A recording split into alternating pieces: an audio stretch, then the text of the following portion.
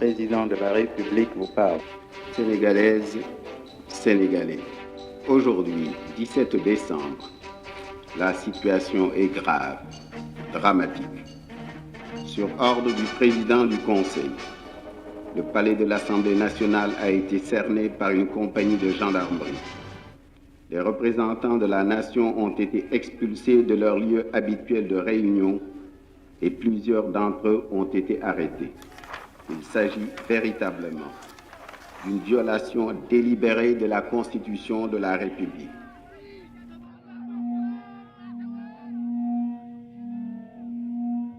Mamadou Dia, ex-président du Conseil, déportation perpétuelle.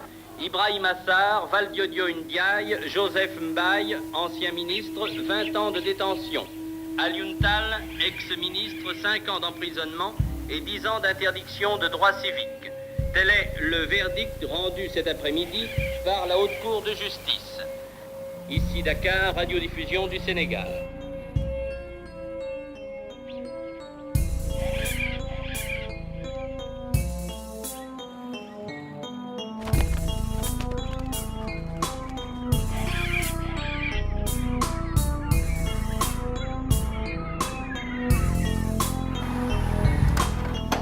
Tout cela me paraissait tellement bizarre, tellement extraordinaire, tellement inattendu.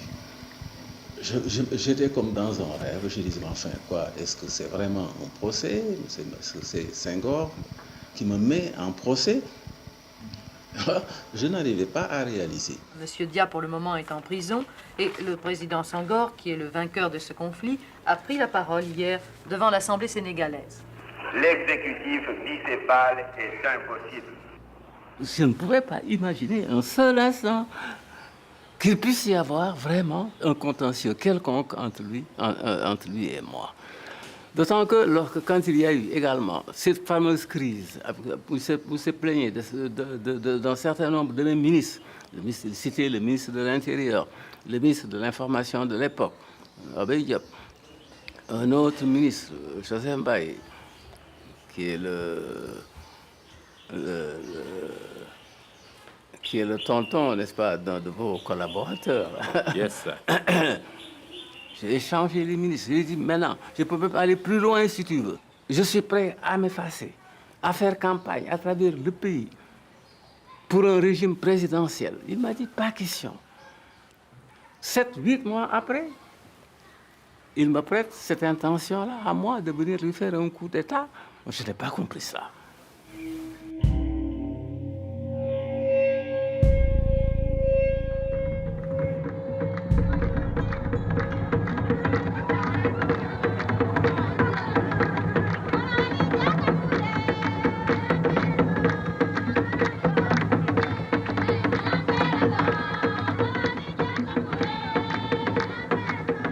Il m'est arrivé, moi, d'enlever ma veste, en plein Paris, n'est-ce pas, prêt à me battre avec des étudiants, n'est-ce pas, qui s'acharnaient, n'est-ce pas, contre lui. Hein?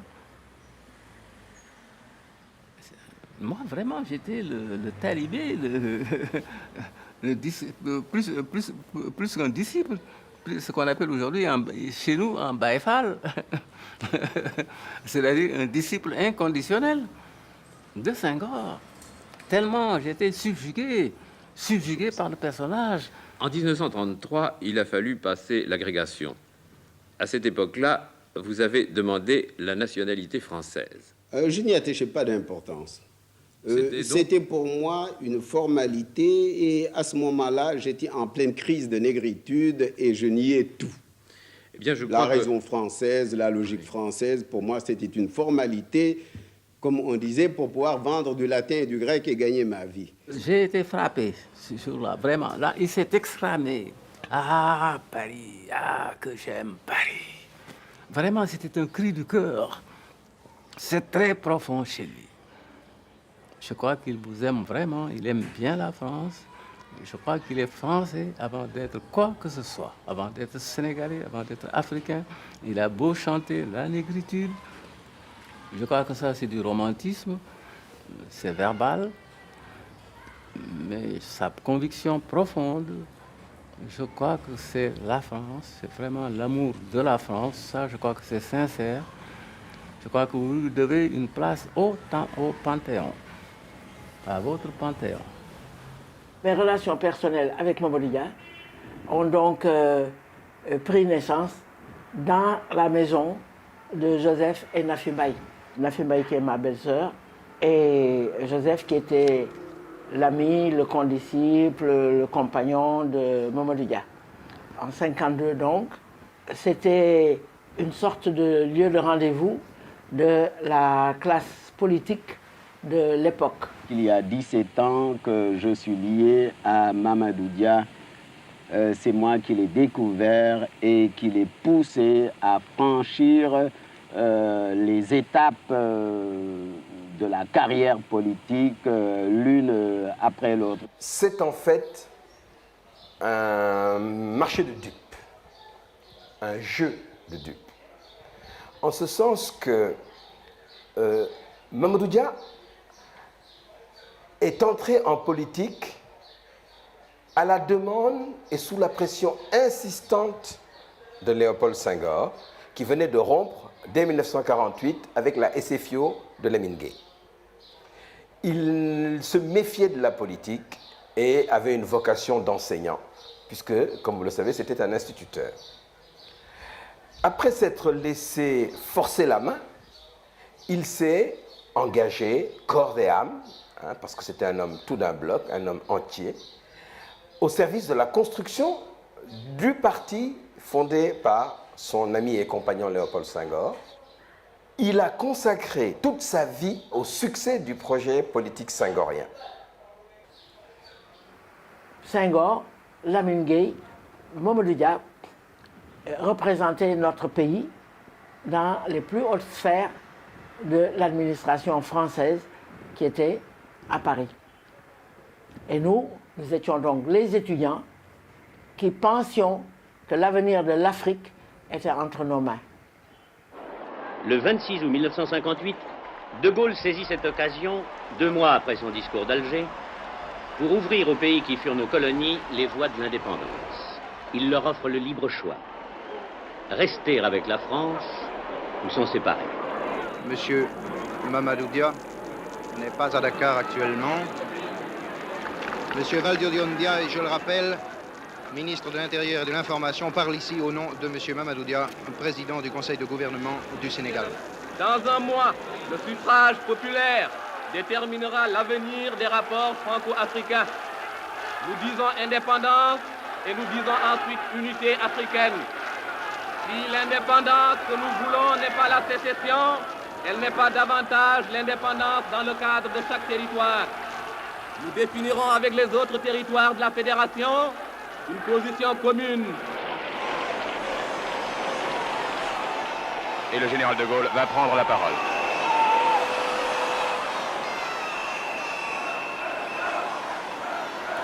Je vois que Dakar est une ville vivante et vibrante. Je veux dire un mot d'abord aux porteurs de pancartes.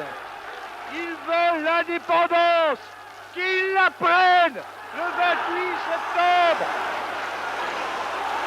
Mais s'ils ne la prennent pas, qu'ils fassent ce que la France leur offre, la communauté franco-africaine.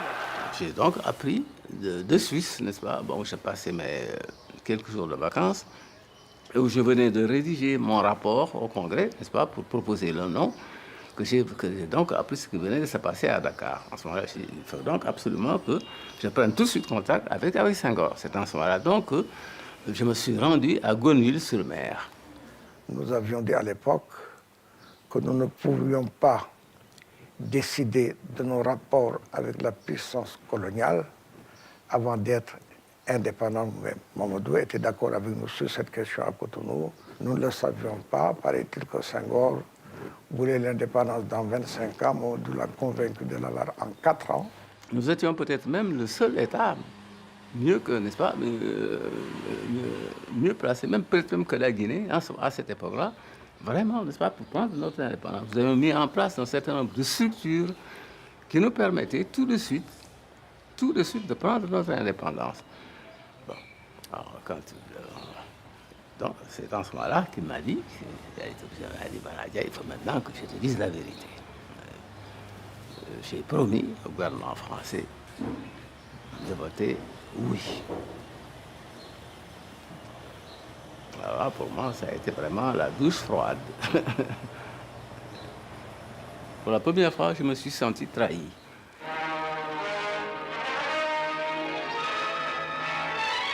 Je vous demande un oui massif, avait dit le général de Gaulle. Jamais consultation n'avait intéressé autant de territoires. De Tamanrasset à Dunkerque, en passant par les territoires d'outre-mer et par Paris. Le résultat est impressionnant. Non, 5 millions de voix. Oui, 31 millions. Le Sénégal, toute la France d'outre-mer, sauf la Guinée, avait dit oui à la communauté proposée par la France. Je crois que Senghor ne concevait pas une rupture avec la France.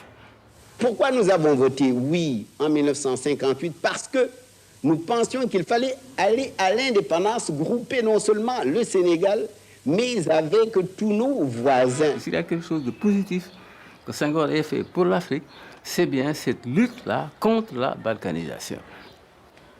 Donc la fédération d'abord, avant l'indépendance, et nous avons même réussi à obtenir le ralliement à cette thèse-là de nos frères du Mali, et les Modibo Keïta. 4 avril, signature des accords entre la France et la Fédération du Mali. Nous étions d'abord 4. La Haute-Volta nous avait abandonnés, le Niger également. Ils ont suivi ensuite, ils ont suivi au fouet. Alors donc nous sommes restés, le Sénégal et l'ex-Soudan. À Dakar, tandis que descendaient du mât les couleurs françaises, un nouvel État est né, la Fédération du Mali, réunion du Sénégal et du Soudan. Au nom de la France, M. Louis Jacquinot, ministre d'État, et M. Modibo Keïta, au nom du gouvernement fédéral dont il est le chef, ont échangé les instruments de ratification des accords de transfert de compétences. Et cette fédération du Mali était un espoir de cohésion, j'allais dire d'entraide, de mise en commun des ressources, toutes choses que l'on recherche actuellement.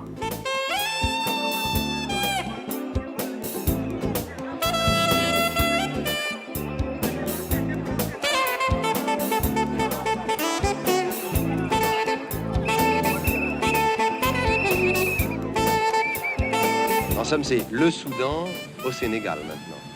Eh bien, si vous voulez, oui. Le mariage du Soudan, en tout cas, et du Sénégal. Mais il y a quelque chose d'essentiellement militariste dans votre façon d'endoctriner la jeunesse. Pourquoi? Nous avons donc militarisé nos jeunes pour pouvoir entraîner la population dans la perspective de leur mobilisation pour les investissements humains. Les différences entre les deux pays qui formaient le Mali nous avaient paru assez sensibles pour le faire remarquer au président du Conseil sénégalais lui-même, M. Mamadou Dia. Ce dynamisme du Soudan, son organisation politique, je crois, sera un élément, un facteur positif.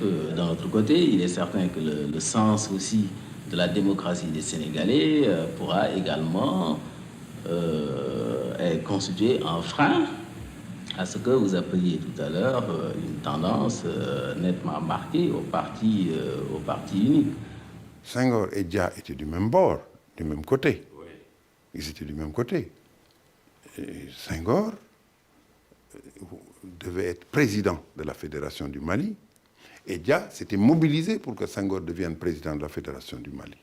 Modibo Keïta étant président du Conseil. Mais le chef de l'État de la Fédération du Mali, ça devait être Senghor.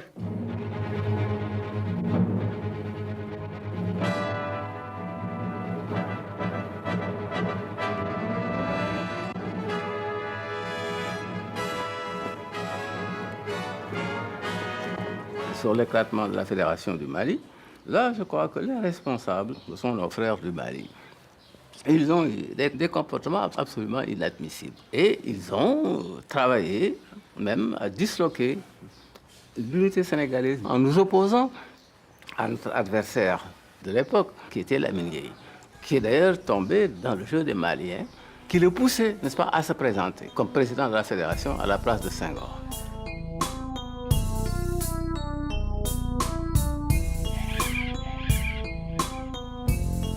le 19 août, le colonel Pierre arrêtait le colonel Soumaré, les carottes étaient cuites, l'éclatement de la Fédération du Mali.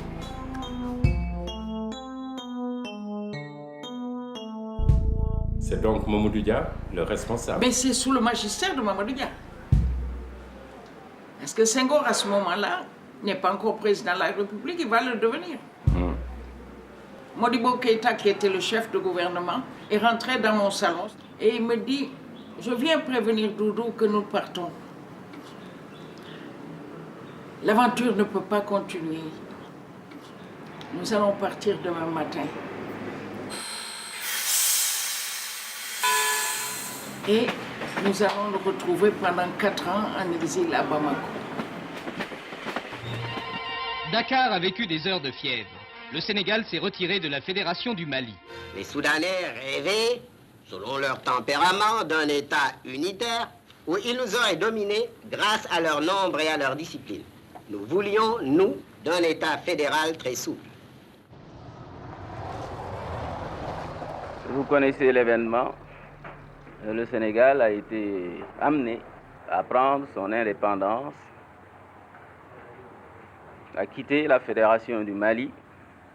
Nous ne renonçons pas à cet idéal-là, mais nous avons considéré que précisément pour réaliser ce regroupement, pour aller de l'avant,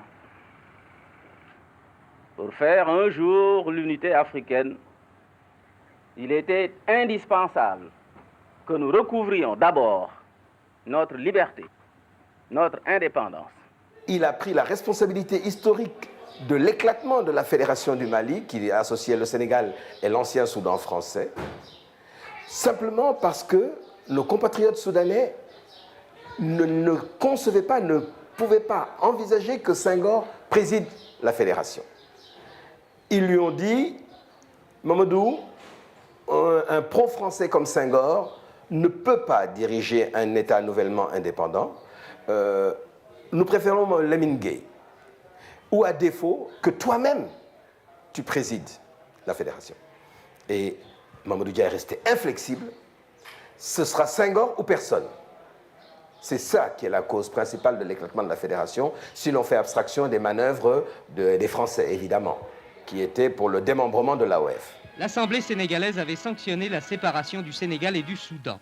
Elle se donnait alors un président de la République et accordait l'investiture à M. Mamadou Dia, nouveau chef du gouvernement, dans les formes voulues par la nouvelle Constitution.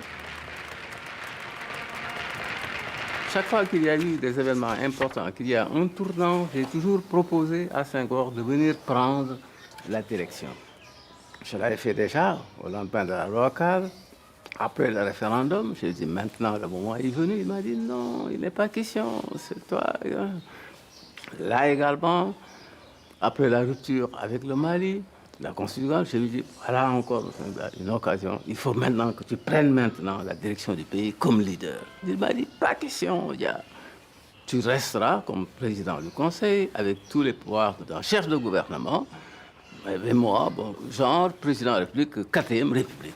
Et c'est dans ces conditions-là qu'on a donc désigné une commission qui a été chargée d'élaborer le texte de la Constitution, la nouvelle Constitution du Sénégal, sur les propositions même de Senghor.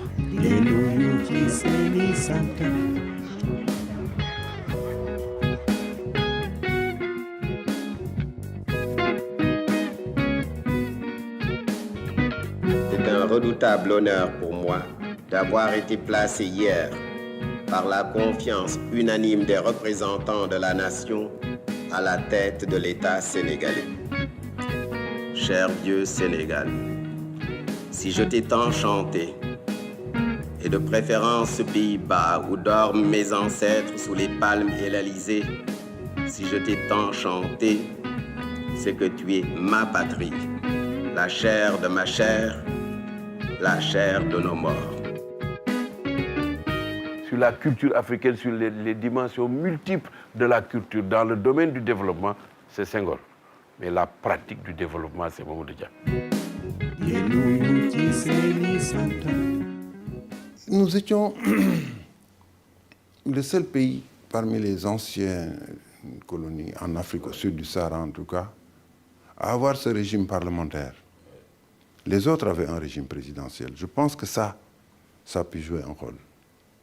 Parce que le président du Conseil avait beaucoup de pouvoir. Le président de la République n'en était pas dépourvu non plus. Ce qui explique d'ailleurs quelques ambiguïtés et quelques malentendus. Mamadou Dia avait le titre de chef de gouvernement, mais il avait un gouvernement qui définissait et conduisait la politique de la nation. Donc le président du Conseil des ministres avait beaucoup plus de pouvoir qu'un premier ministre d'un régime présidentiel déconcentré. Et donc forcément, il y avait une sorte de réel bicéphalisme à la tête de l'État. Une mission nous a été confiée par Mamadou Dia et Senghor. Ceux qui étaient des sujets français jusque-là, ils devaient devenir des citoyens sénégalais. Et pour ça, nous avons mis en place le système de l'animation rurale.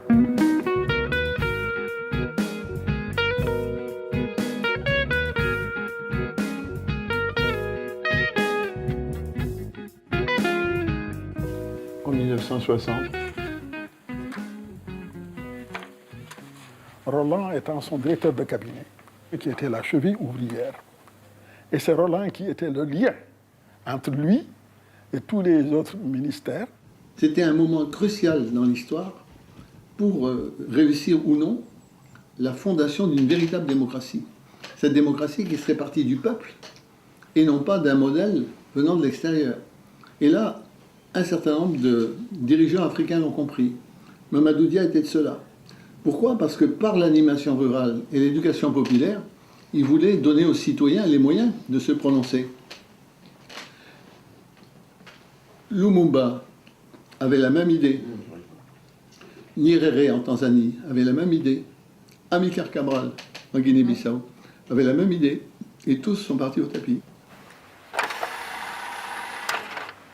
Je préparais déjà la création des communes rurales. Au fond, c'était le schéma chinois. Toute l'économie agricole était socialisée dans un sens autogestionnaire. Et je venais aussi de prendre un certain nombre de mesures qui déjà portaient atteinte, pas seulement au secteur capitaliste, mais même aux féodalités économiques locales que constituaient certaines confréries religieuses.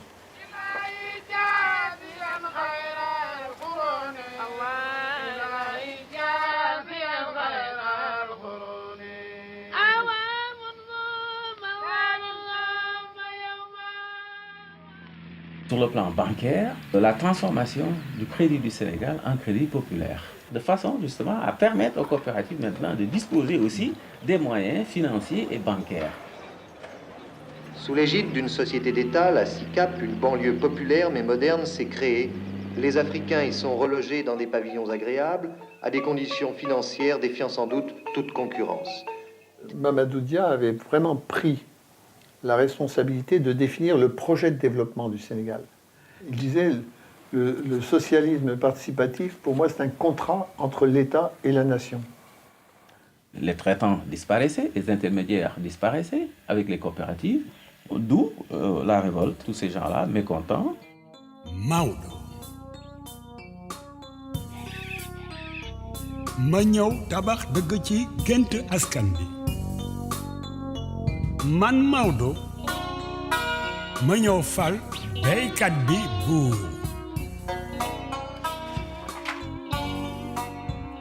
ma ñëw man Maodo. Mamadou Dia, son intégrité n'est plus à démontrer, je pense. Mais son autorité a pu, à la longue, être une sorte d'autoritarisme. Quand, par exemple, on nous annonçait la visite de Mamadou Dia à Diourbel, toute l'administration était sens dessus-dessous. Parce qu'on savait que celui qu'on appelait le président Dia visitait de fond en comble tous les services administratifs, à commencer par la gouvernance. Moi, mon époux, à l'époque, étant gouverneur adjoint chargé du développement, était le responsable de la délégation qui parcourait les différents coins de la région. Mamadou Dia, le chapeau de cow-boy sur la tête, rentrait dans le champ, visitait les pieds d'arachide, les épis de mil, il ne laissait rien au hasard. Il y a eu un engouement formidable. Il y a eu un mouvement de libération paysanne, quelque chose d'extraordinaire dans ce pays. J'avais réussi, n'est-ce pas, vraiment à mettre au pas toute la classe maraboutique, les syndicats, les fonctionnaires, à l'époque, qui étaient tout puissants dans ce pays. Nous avions une association forte de près de 400 femmes et Mamadou Dia, il nous a demandé de prendre la carte du parti, ce que nous avons refusé, et il a demandé de mettre fin aux activités de notre regroupement. Pour moi, c'était un acte de dictature. Je dis, il faut que ce soit la classe politique qui donne l'exemple du sérieux, de l'austérité. Il y en avait qui devaient des dizaines de millions. J'ai fait le compte de tout cela et j'ai exigé que cet argent soit remboursé. Et je comptais engager des poursuites. Bon, plus la chambre de commerce. Quant à la chambre de commerce qui trône place de l'indépendance, elle est toujours à majorité française, avec un président français, M. Galinka, qui siège maintenant sous le portrait du président Senghor. Lorsque nous sommes dans une chambre de commerce, nous travaillons pour le Sénégal et non pas pour notre pays d'origine. Maintenant, j'ajouterai aussi que ces intérêts sont souvent imbriqués et nous n'avons pas du tout l'impression de trahir la France en servant le Sénégal, tout au contraire. Vous savez que la Chambre de commerce a sablé le champagne, n'est-ce pas, au lendemain de la chute de mon gouvernement, au lendemain de mon arrestation. Le patronat français a organisé une fête ici à Dakar, ils ont sablé le champagne. Une autre orientation de la politique sur le plan international, il faut quand même pas se contenter de relations avec la France, il faut diversifier les relations. A nyugat-afrikai Dakarból indult európai körútra a Szenegál köztársaság kormányküldöttsége. C'est en ce moment-là que j'ai donc entrepris cette tournée sur l'invitation des différents pays de l'Est qui suivaient pas à pas la politique que je menais au Sénégal et qui leur était sympathique.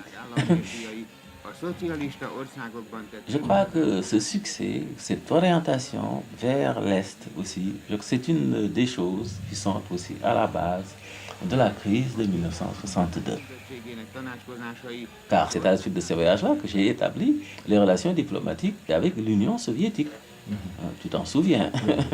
Ça a d'ailleurs fait scandale en ce moment-là, pas seulement sur le plan du Sénégal, mais même sur le plan africain.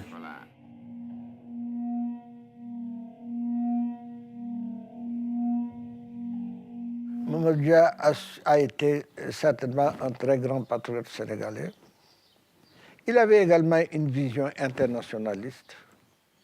Il n'était pas du tout communiste comme on dit, mais il était pour le bien de son pays et pour que les ressources de son pays servent les plus démunis du pays. Senghor était le dirigeant régulier et Mamadou Dia était le dirigeant séculier, pour utiliser des termes ecclésiastiques. Senghor, c'était l'homme du monastère qui donc chantait les chants grégoriens, exaltait la qualité de la relation qui doit exister entre le croyant et Dieu.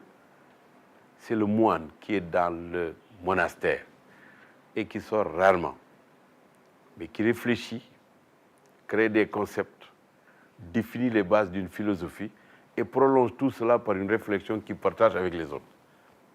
Dia était, lui, le séculier, c'est-à-dire le prêtre qui va de paroisse en paroisse avec une bouteille de lait, un peu de fromage, quelques médicaments, qui va visiter les malades et qui va rendre visite aux personnes nécessiteuses, à celles qui sont prises par l'angoisse.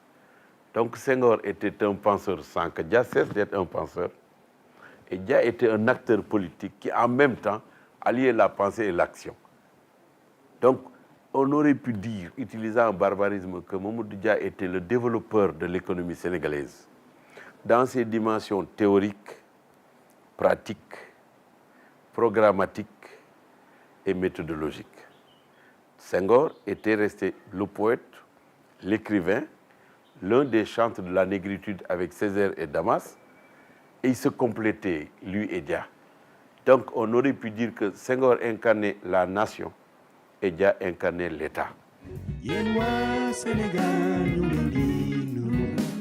Je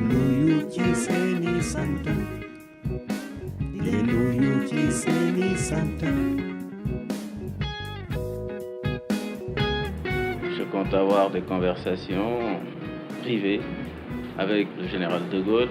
Il faudra que je retourne rapidement à Dakar pour préparer mon prochain voyage à l'ONU. Pour le moment, le Sénégal se porte bien.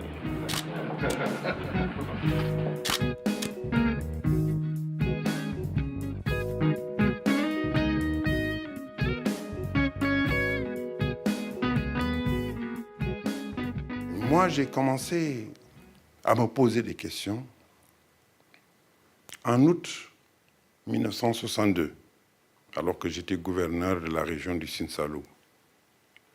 Le président Senghor était allé en vacances et le président du Conseil, Mamadou Dia, a fait une tournée à travers le pays en commençant par le Sine-Saloum.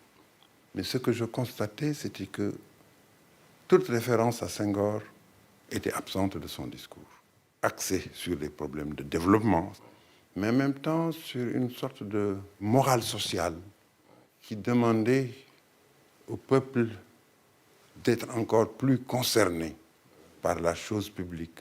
Mais j'entends jamais une référence au président de la République, à Senghor. Je lui ai posé franchement la question, qu'est-ce qui se passait entre Senghor et lui? Et il m'a répondu, il y a des gens qui veulent briser cette amitié de 17 ans, mais ils n'y arriveront pas. Rassure-toi. Et je suis parti rassuré. Ça n'a pas empêché les événements du 17 décembre de se produire. Le 9 novembre, avant les événements de 62, j'ai passé 2 heures en tête à tête avec Mamadou Dia, où il m'a expliqué vraiment, cœur à cœur, tout ce qu'il pensait. Et il me disait cela. Si Senghor tient les promesses qui se sont nouées entre nous, on passera le cap. Sinon, ce sera une épreuve terrifiante. Un matin, je crois que c'était le 13 décembre, je vais voir Senghor. Il me dit, voilà, il y a des députés qui sont en train de réunir des signatures sous le manteau pour déposer une motion de censure contre Mamadou Dia. Je ne suis pas d'accord avec ces députés du tout. La politique que Mamadou Dia mène, c'est notre politique. En tout cas, la règle, c'était que le parti devait se réunir, prendre des décisions avant que les instances législatives ou gouvernementales ne se réunissent. C'est une règle qu'ils avaient acceptée tous, et c'est sur cette base de cette règle que Senghor a été élu président de la République. Quand Senghor m'a dit ça, j'ai eu mes doutes. Je me suis dit, mais il suffit que Senghor dise à ces gens dont il dit qu'ils sont en train de réunir des signatures sous le manteau, il suffit qu'il leur dise arrêtez pour qu'ils arrêtent. Je lui ai posé une question à Mamadou Dia. Je lui ai dit, mais écoutez, Président, supposez que malgré tout, les gens finissent par réunir une majorité de signatures contre vous, qu'allez-vous faire? Il dit, je m'y opposerai. Alors je dis, Monsieur le Président, vous n'avez pas le droit de le faire. Il me dit, si, priorité du parti. Je dis, mais ça, ce n'est pas une constitution, c'est pas dans notre constitution. Vous n'avez pas le droit de faire. Il me dit, si, un tel et un tel m'ont dit que j'avais le droit de le faire, etc.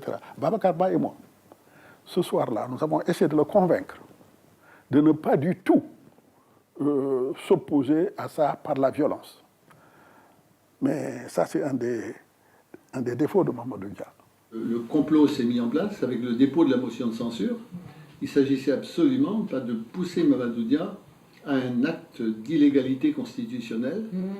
Et à ce moment-là, effectivement, il est en porte-à-faux et en conflit. Et donc, il devient vulnérable à la répression. Il a choisi d'obéir à sa conscience. Et aussitôt, toutes les forces contraires sont allées voir Senghor et a dit il a violé la Constitution, il a fait un coup d'État. La crise politique qui couvait depuis longtemps a finalement éclaté ce matin, alors que les députés s'apprêtaient à se prononcer sur une motion de censure contre le gouvernement de M. Mamadou Dia. À la fois président du Conseil et ministre de l'Intérieur. Nous étions à l'Assemblée nationale à cette heure-là, lorsque des éléments de gendarmerie sont venus. Certains députés avaient été expulsés et quelques-uns même arrêtés. Et j'ai mis le président de la République au courant de la situation. Et c'est pourquoi vous avez été siégé à votre domicile? Alors nous avons siégé à mon domicile. C'est là que nous avons voté la motion de censure par 47 voix. C'est une réunion absolument illégale que Senghor a entériné comme président de la République, gardien de la Constitution. C'est en violation de la Constitution qu'il a entériné cette réunion-là. Le palais de la présidence de la République était cerné par des troupes fidèles à Mamadou Dia. Les lignes téléphoniques reliant le palais à l'extérieur étaient coupées, mais les fidèles à Senghor ne restaient pas inactifs. Après avoir tenu leur réunion chez Lamine Gueye, je pense que le groupe qui était pro-Senghor avait décidé de la liquidation de Mamadou Dia. La crise qu'a vécue le Sénégal n'a duré que 48 heures. La tentative du président du Conseil, Mamadou Dia, d'imposer sa volonté à l'Assemblée régulièrement élue a échoué. Quelques heures après son investissement, l'Assemblée nationale était dégagée par les troupes fidèles au président Senghor. D'autre part, les installations de la radio avaient vu les adversaires tour à tour maîtres du micro. Mais malgré les interventions de différentes troupes, personne ne parvenait à achever son appel au peuple. Le lendemain matin, M. Dia regagnait sa villa. Il avait beau haranguer quelques partisans, les jeux étaient faits. Je suis allé voir Mamadou Dia à la résidence de Médina. Je le trouve là avec une maison remplie de monde en bas, dans la cour.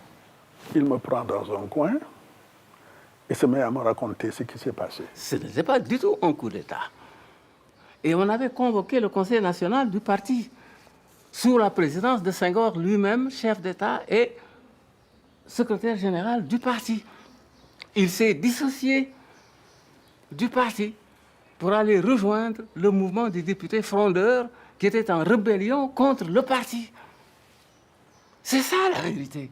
Les réquisitions ont été lancées contre M. Mamadou Dia et 3 de ses ministres, Valdiodio Ndiaye, ex-ministre de l'Intérieur et des Finances, Joseph Mbaye, économie rurale, et Ibrahim Assar, fonction publique. Leurs arrestations sont imminentes. Ces militaires qui avaient fait le vide dans la maison ont pris Mamadou Dia et les gens qui étaient avec lui pour les amener au Petit Palais.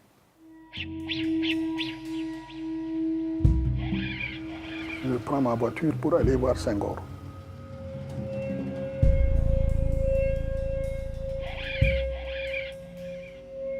Il se lève, vient vers moi, enlève ses lunettes et se met à essuyer des larmes sur son visage. Il me dit, tu vois, cher, hein, Mamadou Dia, un ami de 17 ans. Je l'ai arrêté parce que sinon c'est lui qui m'aurait arrêté. Alors je lui dis, Monsieur le Président, je ne suis pas d'accord avec vous pour dire que Mamadou Dia voulait vous arrêter. Mais le régime de l'exécutif bicéphale, nous en avons fait l'expérience, est vraiment impossible. Destituez-le comme président du Conseil, mais ne le jugez pas, ne le condamnez pas pour un coup d'État qu'il n'a pas commis. La situation est grave, dramatique. Il s'agit véritablement d'une violation délibérée de la Constitution de la République. J'ai réquisitionné les forces militaires car la dernière parole doit rester à la Constitution et à la loi. À 23h30, le colonel Diallo, rallié à la cause du président Senghor, parlemente avec l'ex-général Fall, chef d'état-major général de l'armée, destitué de ses fonctions. C'est l'affaire Diallo qui m'avait fait arrêter,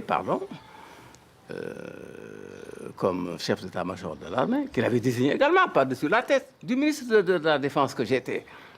Quand Senghor l'a appelé pour lui dire qu'il le nommait commandant en chef de l'armée sénégalaise, il est allé dire à général Fall. Mon général, je dois vous dire que nous avons reçu ordre de l'ambassade de France d'avoir à exécuter, à obéir aux ordres du président Senghor. Donc la cause était entendue. Il a d'ailleurs été poussé, je dois le dire, par les assistants militaires français qui m'en voulaient aussi. Je venais de prendre des dispositions, d'accord avec le gouvernement français, pour mettre fin au service des assistants techniques militaires français au Sénégal. Jean-Alfred Diallo a été considéré comme traître par Mamadou Dia et Joseph Mbaye. Parce qu'eux, ils étaient au courant, puisque c'était eux les instigateurs de sa présence au Sénégal, de son retour au bercail? C'est à moi qu'il doit d'être au Sénégal. Ce n'est pas à Senghor. Il est alors capitaine de l'armée française. Quand j'ai reçu une lettre de Annette Bailly, qui est la mère de sa mère ou sa tante. Sa mère. Hein? Sa mère. Pour me recommander justement son cousin Alfred Diallo. Je suis donc intervenu pour demander l'affectation d'Alfred Diallo au Sénégal, ce qui a été fait. J'ai sauvé Senghor. Oui. Moi, si j'ai dit non, Monsieur le Président, je ne peux pas accepter cette responsabilité. Il suffisait d'un petit rien. Oh là là, on l'a même tué. J'ai pu les réconcilier.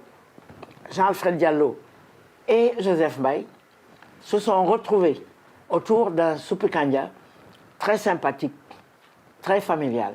Alfred Diallo, sur le Sud Quotidien, il a déclaré ensuite que Mamadou Dia n'a jamais voulu faire de coup d'État et qu'il n'a pas fait de coup d'État. Et qu'au fond, tout ça, c'était une histoire montée par Senghor. En 48 heures, le Sénégal a achevé sa révolution. Tentative de coup d'État, épuration et réforme tendant au régime présidentiel.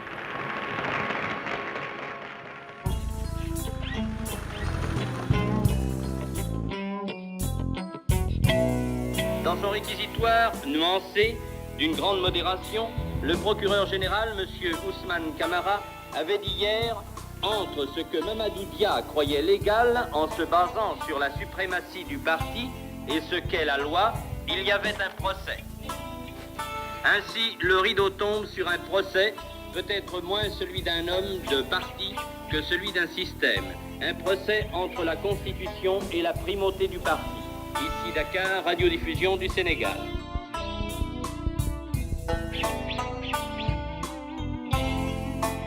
Alors le verdict, je le rappelle brièvement, Mamadou Dia, condamnation à perpétuité, 3 accusés à 20 ans et 1 accusé à 5 ans.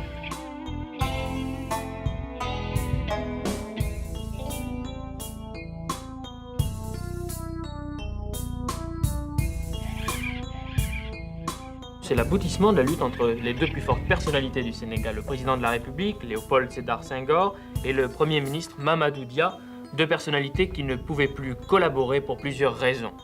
Deux cabinets existaient qui n'arrivaient pas à appliquer les décisions prises en Conseil des ministres.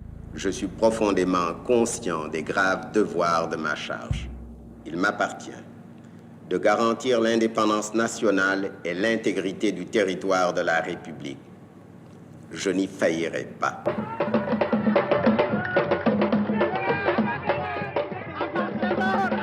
Un seul candidat, Léopold Sédar Senghor, homme politique et poète, chef de l'État depuis 1958. Une liste officielle, celle de son parti.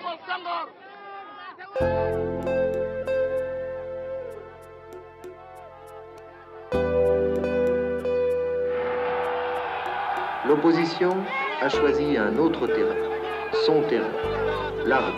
Une manifestation groupant plus de 10 000 personnes se forme dans la Médina. Des cris fusent de toutes parts, à bas Senghor, tous au palais. Soudain, des éclatements sourds de grenades offensives, des rafales de mitraillettes et de fusils mitrailleurs, la foule s'égaye dans toutes les directions. Qui a tiré le premier, on ne le saura sans doute jamais. Mais le bilan est lourd au soir de cette journée, 40 morts, 250 blessés. Monsieur le Président, ce doit être une grave décision que de celle de donner l'ordre de tirer sur une foule, même de manifestants. J'aurais pu vous retourner la question et vous dire, demandez cela à l'opposition qui a commencé par faire tirer sur le service d'ordre.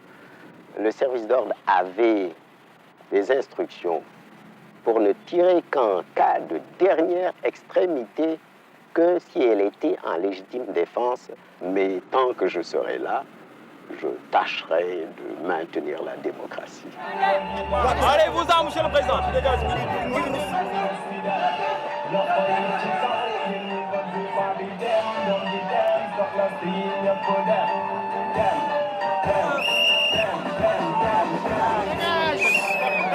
tu dois dégager.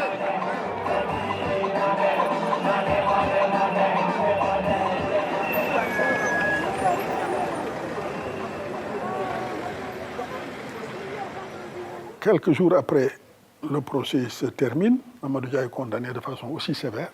J'ai écrit une lettre de démission. On nous a même demandé à tous les gouverneurs de signer un acte d'allégeance personnelle à Senghor, ce que j'ai refusé. Et au Conseil des ministres où on m'a relevé, il paraît qu'il y a certains ministres qui ont dit oui, mais il faut l'enlever parce que c'est un djaïste. Et vous savez qu'après décembre 62, être djaïste était un délit, sinon un crime, sous le règne senghorien.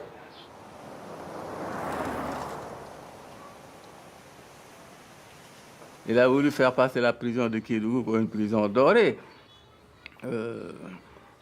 Sur le plan du traitement physique, je veux dire, l'alimentation, ça c'était correct. Mais c'était surtout le traitement moral, l'isolement. Parce que lui, il savait s'y prendre. Hein. C'était un régime de réclusion absolue, où aucune communication n'était possible entre eux. Nous, le groupe dit des incendiaires, quand nous y sommes arrivés, nous avons dû faire deux grèves de la faim, dont une de 23 jours, pour imposer qu'on mette fin à notre réclusion et qu'on nous donne la possibilité de nous voir. On a construit ma tombe sous mes yeux. Comme j'étais condamné à vie. Alors, je voyais des gens qui s'activaient là, à côté. Je me suis dit, mais qu'est-ce que c'est que ce machin-là? J'ai fait venir le régisseur. J'ai dit, qu'est-ce que vous faites en train de faire comme ça? Vous êtes en train de me construire ma tombe. Je lui ai dit, mais savez-vous si c'est vous qui allez m'enterrer ou moi? Tu as laissé ta chair aux ronces de la brousse. La plante de tes pieds s'est usée sur les chemins de la vérité. Que veut encore Caïn, ton frère maudit? Tu lui as offert ton cœur. Qu'en a-t-il fait? Il faut savoir que Senghor a mis beaucoup de temps à être convaincu de libérer Mamadou Dia. Il faut le savoir. Il a fallu l'intervention de beaucoup de personnes avec insistance. Il disait oui, mais il faut qu'il reconnaisse qu'il a fait un coup d'État. Il faut qu'il se repente de ce qu'il a fait. Senghor accepte de le libérer s'il prend l'engagement de renoncer à la politique. Dia, qui était déjà plus qu'aux 3/4 aveugle, me dicte une réponse extraordinaire et dont l'essentiel était pour moi, la politique n'est pas un droit, c'est un devoir. Et donc, on peut renoncer à un droit, on ne peut pas renoncer à un devoir. Il me dit, finalement, je préfère être libre dans ma prison que prisonnier dehors.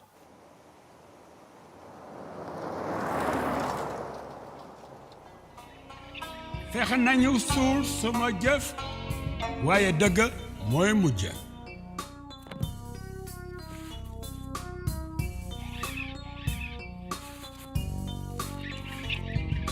Maodo man jaar naa Kédougou bind fa ay téere ngir ëllëg.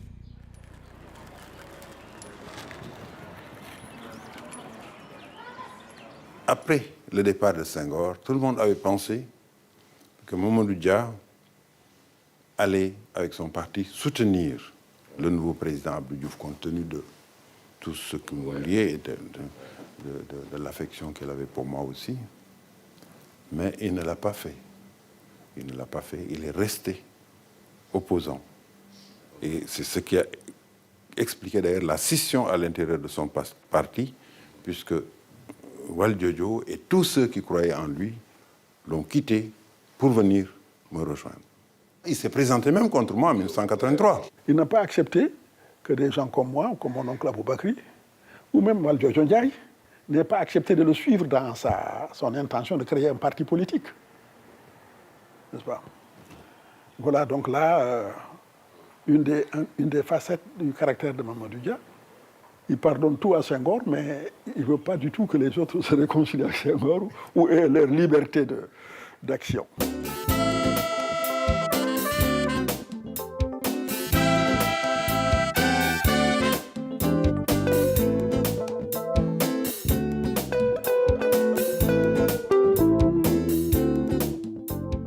J'ai encore de la tendresse pour lui. C'est ça qui est extraordinaire. J'ai encore de la tendresse pour lui. Je n'arrive pas à en faire un ennemi. Mamadou Dia avait fait le serment d'être toujours avec Senghor parce que, disait-il, j'ai partagé la cola avec Sédar. Il est sérère, je suis tout couleur. Et la trahison ne viendra jamais de mon côté.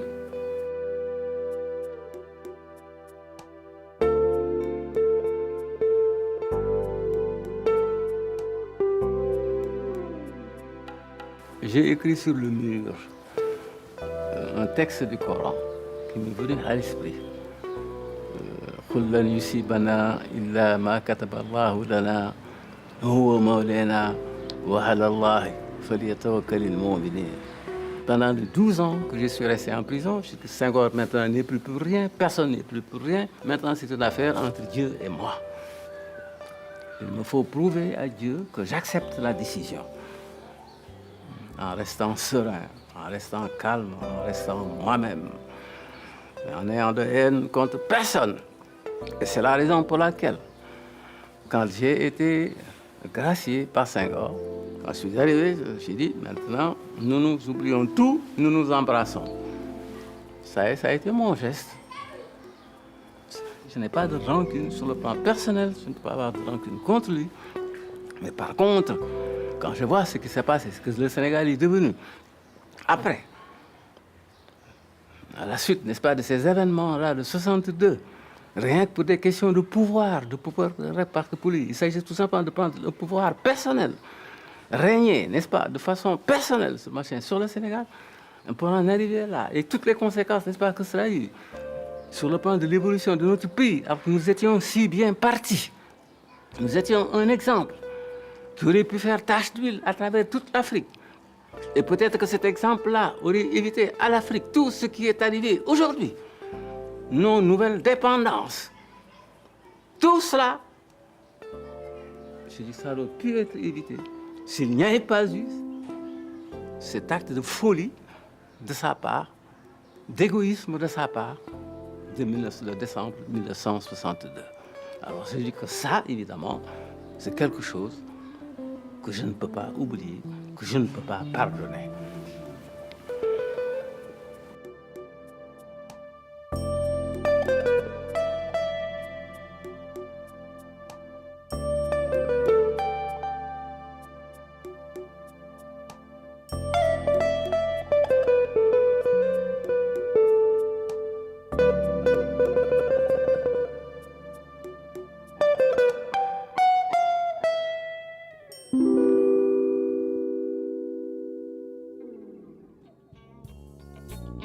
Maodo.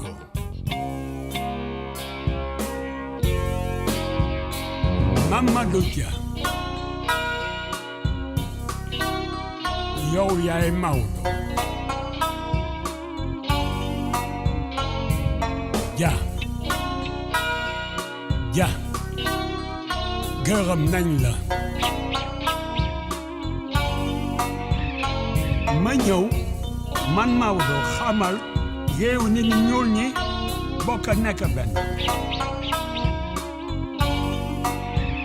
Man Maodo du ma sog mukk ci kanamu nasaraan bi.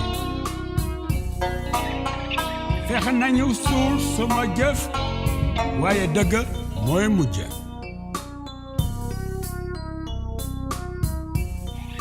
Maodo.